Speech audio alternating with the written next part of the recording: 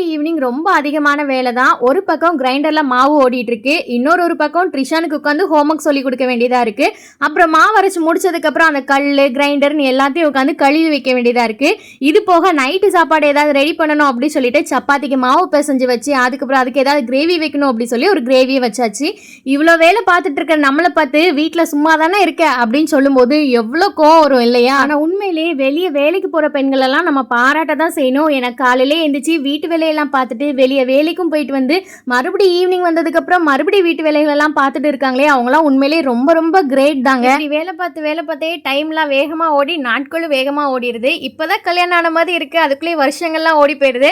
அவ்வளோ வருஷத்தில் நம்ம என்ன பண்ணோம் அப்படின்னு பார்த்தா ஃபுல் டைம் நம்ம வீட்டு வேலையை தான் பார்த்துட்டு இருந்திருப்போம். இப்படி கால் கடுக்க நின்று வேலை பார்த்துட்டு நம்ம பிள்ளைங்களுக்கு சாப்பாடு கொடுக்கும்போது அதுங்க சொல்லும் பாருங்க ஒரு வார்த்தை, அவ்வளோதாங்க. இவ்வளோ நேரம் நின்று வேலை பார்த்த அந்த கால்வெளி எல்லாம் இந்த சின்ன ஒரு தேங்க்ஸ்மா அப்படிங்கிறதுல மறந்து போயிடுது. அப்படி கிச்சனில் உள்ள பாத்திரம் எல்லாம் கழுவி கவுண்டர் டாப்லாம் தொடச்சி முடிச்சு வேலையை முடிக்கிறதுக்குள்ள 10-11 மணி ஆயிடுது.